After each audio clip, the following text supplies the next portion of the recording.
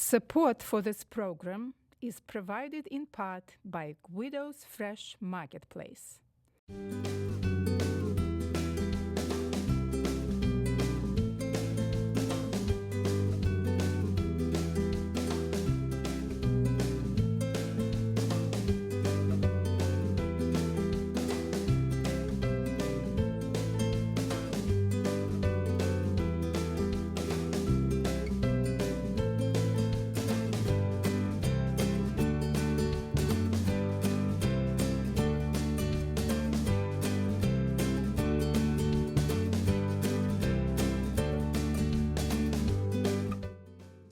Welcome to my cooking show, The Natural Cook. I'm Anna Gershenson. It is summertime and the living is easy. So today I'm going to show you how to make an easy chocolate olive cake as well as rhubarb compote that you can eat together. You can eat them just plain, or you can add whipped cream if you are interested to have like additional layer of flavor sensation and texture sensation. So as you see, I have everything set up. So my mise en place is ready, and I suggest that you do the same when you get to work on this. All your equipment, all your ingredients. Some of them I measured in advance, and some of them I'm going to measure in front of you. And since I haven't done too much baking on my show, I'm going to show you how I do things, to say things, everything in great detail, assuming that you are a novice at this. Okay, so with a chocolate cake, we need unbleached wheat flour. We need, it's going to be a cup and a third. Then we need half a cup of unsweetened cocoa powder. Make sure, good quality. Make sure that you do not buy some kind of mix for making a cocoa, because that already has sugar in it. And then you will need sugar. You will need olive oil.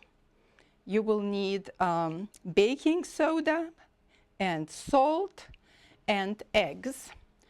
And the oil we are using is extra virgin olive oil, so people who cannot eat dairy, you know, for you, this cake is just perfect.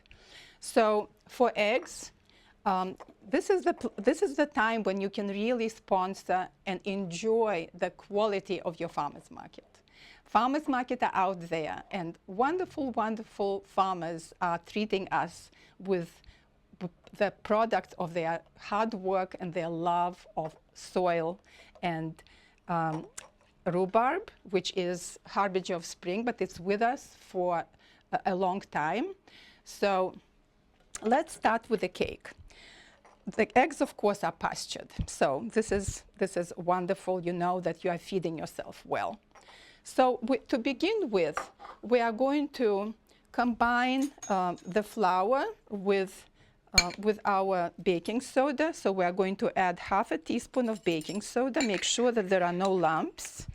And with your finger, you just draw it across, or with a knife, because you want a level one, and add it to your flour. And then you want to have salt. It's a teaspoon of salt that you are going to add to it as well. And what I do is I just, this is really a very, very useful trick. I use wax paper, and this is what I'm going to line my pan with. And also, I don't use bowls because it is so easy just to dispose of this and also keep things nice and neat. So I would sift my flour and salt and baking soda onto this piece of wax paper, and it's going to be ready for me when I need to add it. So salt is kind of coarse, so make sure that you don't throw it out, because we need it all. And then we need also to prep something else, which is to mix our cocoa with hot water, with boiling water. So let me grab this And we can either sift it through it, or we can just take a whisk and make sure that you combine everything well, so that you don't have really lumps there. And measure half a cup of boiling water and add it and let it sit, because it needs to cool. You don't want to add this hot liquid to your eggs, because you know what will happen. It will cook them, and you don't want it cooked until it gets into the oven. So you just mix it nicely, and after it has cooled, you will add a tablespoon of vanilla. I would not add vanilla here at this point. However, I need to remember that I need to add it to my mix, because it is really adds wonderful flavor, and we'll use a whole tablespoon of vanilla here. And you can use either vanilla from Madagascar or from Mexico or from Haiti, whatever sweets your taste, just use good quality one. Okay, so now with the eggs should be room temperature. If you don't have time to wait, like to take them out in advance, which sometimes you forget, so a good trick is just to put them into hot water and keep them there for about a couple of minutes, 2-3 minutes, and they warm up. So we will put our eggs into the mixer, and here, as you can see, I'm using a stand mixer, which is very convenient because everything is going to be done in it. And we're going to be beating our eggs with extra virgin olive oil and sugar for about 3 minutes to make like nice thick cream. Okay, so let's add the sugar. We have a cup of sugar, as I told you before, and 3/4 cup of extra virgin olive oil. So when you are measuring your oil for liquid ingredients, you want to make sure that your eyes are at the same level as you are measuring, because if you look from above, then you will definitely end up putting amount that is not exact measurement. And in baking, everything has to be exact. So let's do this instead of bending. That's much easier, although this is a good exercise. So use good olive oil, guys. All right, so we will beat them together. Okay, all right. And while they're beating, we are going to prepare the pan, and then we will start with our rhubarb compote. Okay, beat them at medium-high speed. Okay, all right. So now we're adding vanilla, because this is already cooled off a little bit. A tablespoon of vanilla, and mix it in. And then after this mixture is ready, we are going to add first the cocoa and then the flour. Okay, now I cut out from wax paper. You can use parchment paper. I cut out a round that will fit nicely into 9-inch pan. So you can use either a springform pan, or you can use a cake pan, because you are lining it, so it will be really convenient for you to pull it out and it will not be stuck. Okay, so let's first, I oil the bottom of the pan, because this way this round is going to stick to it and it's not going to be moving anywhere. And then I will drizzle a little bit more olive oil, and with my hand, I'm just taking it around and making sure to coat all the surfaces, the bottom and the sides. Okay.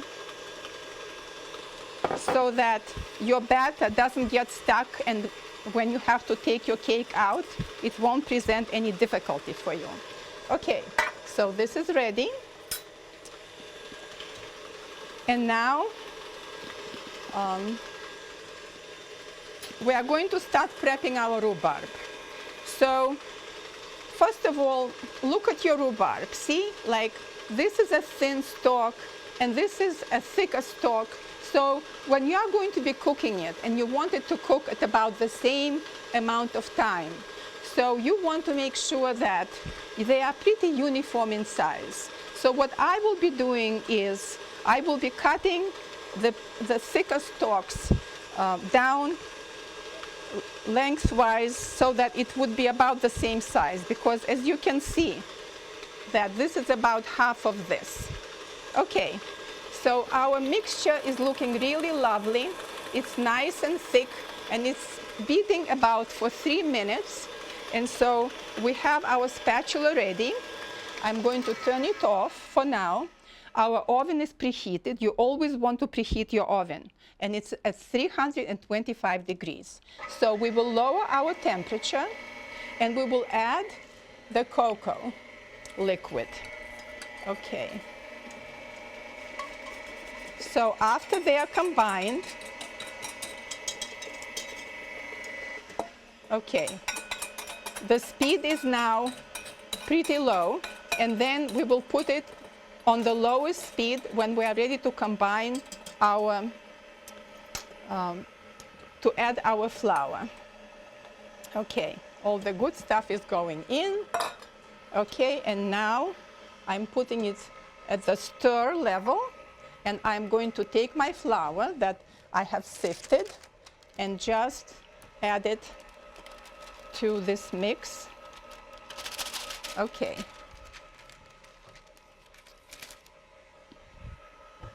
And make sure that you don't overmix it, but that all the flour gets mixed properly. All right, so take it out. Let's put it here, and with this beater, sometimes we use a whisk to beat eggs, but in this case we use our paddle attachment. So everything seems to be fine. There are no traces of flour. And now we are going to put it into the pan and then inside the oven. All right, let's put it here. Our pan is here. And it will be baking for about 30-35 minutes until your a little stick, if you want to put it in, or if you trust yourself and just touch the top, you will know that if it bounces, you kind of feel that if it gets firm enough and bounces back, then your cake is ready. Okay, so what I do is I just bang on it to get rid of all the air bubbles and put it in the oven. Okay, and it will be there, as I said. Check after 30 minutes, and then if it's not ready, give it more time. All right, now to rhubarb. So after we cut the rhubarb, what we need to do is, let's trim it first. So the way I trim it, I just take it in my hand and level it and hold it, and then just cut off these ends. And then I'll do the same on this side. Just make sure that it's all aligned. And then you just cut it off. All right. Now, the thicker ones, I'm going to take, hold it nicely, start it here, and then go along, holding it really tight. If you are sure about what you are doing, you are never going to slip up, and your knife is not going to slip up. Hold your hand further away so that you don't hurt yourself. And once you start cutting, you just keep going, making sure that You're going down the middle. Okay. All right, and looks like that's it.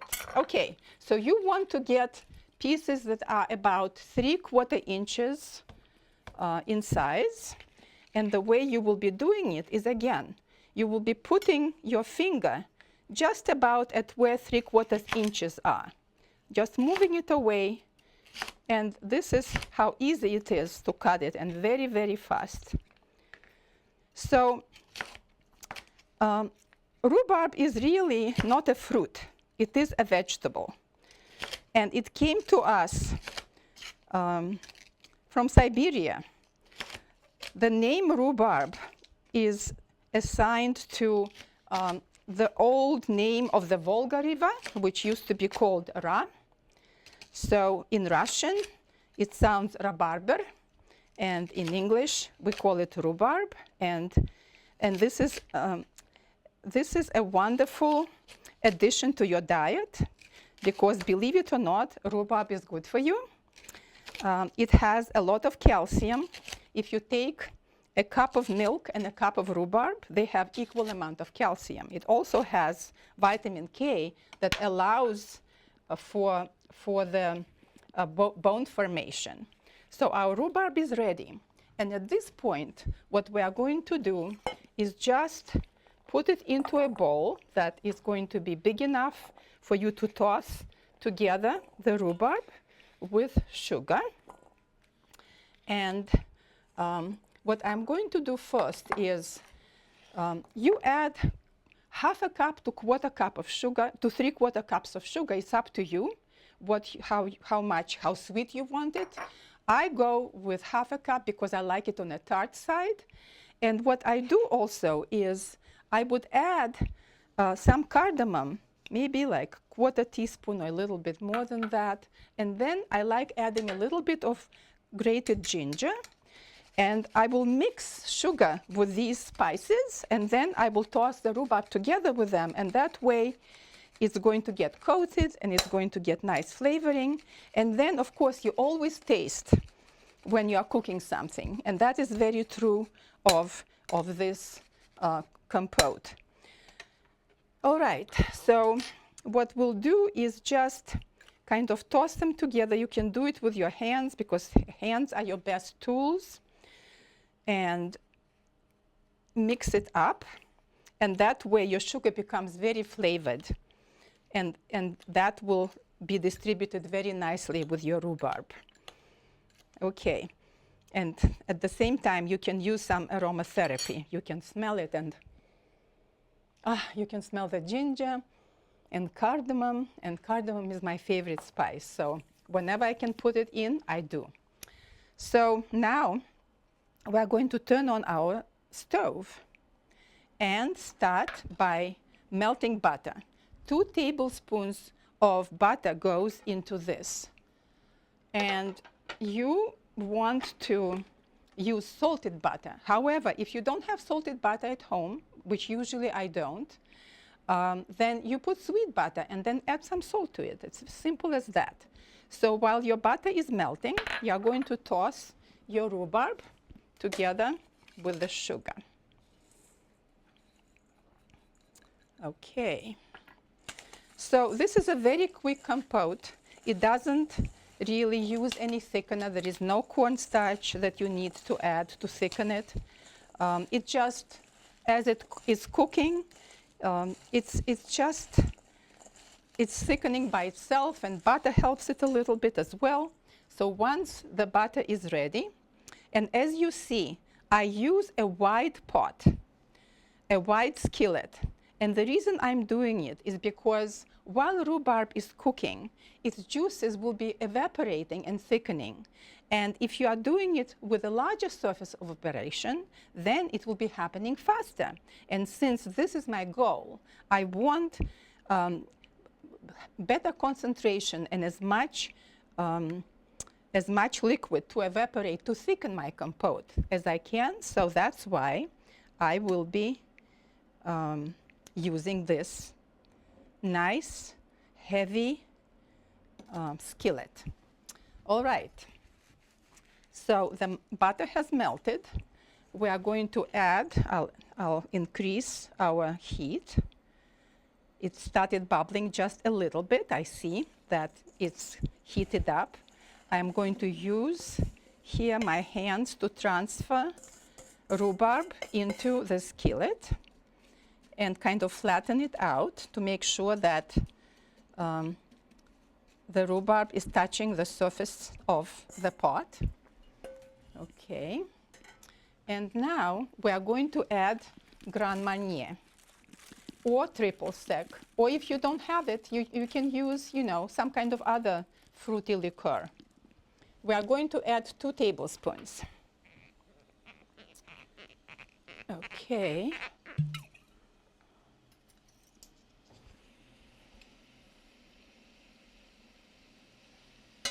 All right.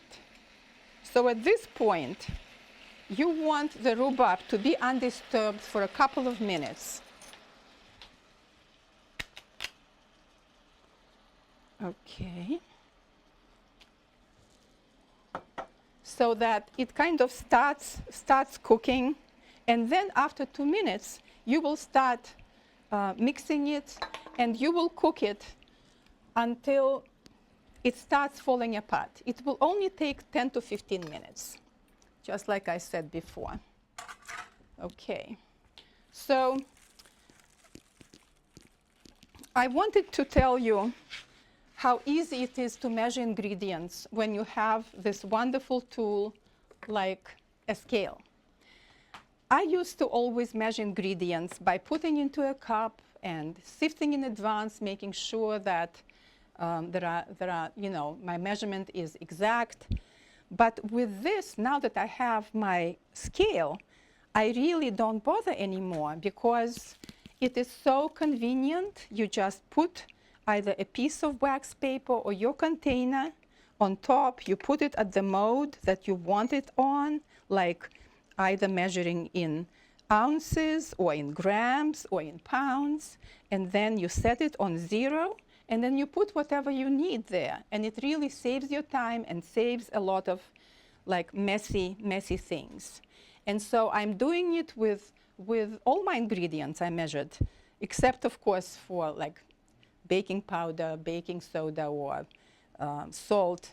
But flour and sugar and cocoa, you really, if you have a scale, please use it. It's really very, very, very convenient. Okay, but if you don't have scale, then make sure that you level your ingredients, and that because baking is very precise science, and you don't want to mess with this. So as you see, my rhubarb is cooking, and I'm going to be just tossing it a little bit, and you see that it's pretty liquidy. But as it's going to be cooking down, the liquid will be evaporating, and what you are looking for here is for rhubarb to start breaking down. It will start breaking down, and your juices will start thickening, and this is exactly what you are looking for. And at the same time, you want to make sure that the flavor is up to your liking. So, for example, if you taste it now, then it's really, really sweet, because it's poaching in kind of like a sugar syrup. But as it's going to be cooking down, you will notice how the tartness of rhubarb is going to be imparted into the liquid, and the flavor will start changing and getting tart. So I have, for the sake of saving time, I have pre-made my cake. So while it's baking, I cannot show you, but you will see what it looks like when it's ready. So as you see, it has nice little cracking. And what you want to do is put it on a cooling rack. So this is something that you need to have as well. So you will put it on a cooling rack, and then you will take a knife and just go around and loosen the sides. And then you can, if you are baking in a baking pan, then you can just take this cooling rack, and of course using your oven mitts, because this is going to be really hot, you are going to flip it over.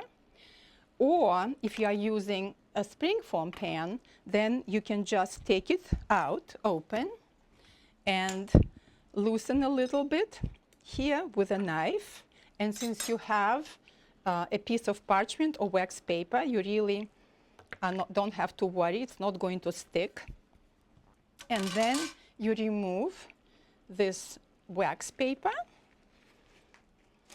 and using another either baking sheet, because you will want to cool it. So you will need not baking sheet, but a cooling rack. You want to make sure that when you are cooling your ingredients, that your cakes or breads, that you put them on a cooling rack, because you want the air to circulate. You don't want the moisture to be accumulating under your cake. So you will flip it over like this. And then when it has cooled, you can just take your serving piece and transfer it carefully onto a plate, and it's ready to be served. So if you want to serve it the next day, you can just put it somewhere and either cover it, or you can just wrap it and just leave it at room temperature. And in the meantime, let's see what's happening with our rhubarb. It's cooking pretty fast, so I'll reduce the heat a little bit. And you see that it's falling, it starts to fall apart. So you want it to completely fall apart, and you will see how the bubbles will be getting smaller and smaller, because the more the liquid is evaporating, the smaller the bubbles will be getting. And this is what you are looking for. And of course, you always taste. And when it's ready, then you can add either more ginger or more cardamom, or you can skip them all together and just use sugar, or you can grate orange zest, because you are using orange liqueur. Orange zest in it would be wonderful as well. It all depends on what flavor you want to give it. Just play around. Be resourceful and brave with your cooking, and don't worry about measuring things. It's important to measure when you make a cake, but not when you're making something like that. So once the rhubarb is ready, you will want to put it into a nice serving dish. And when you want to serve it, we'll have to see how it tastes. So this is a wonderful dessert that you can serve in the summer, and everybody will be happy, because who doesn't like chocolate? And it's good for you, and there isn't that much sugar in it. And then you cut a piece of this beautiful cake. Okay, it looks lovely, nice and moist. And you put some rhubarb, and it's heaven. Thank you for coming and watching my show. Come back. We're out.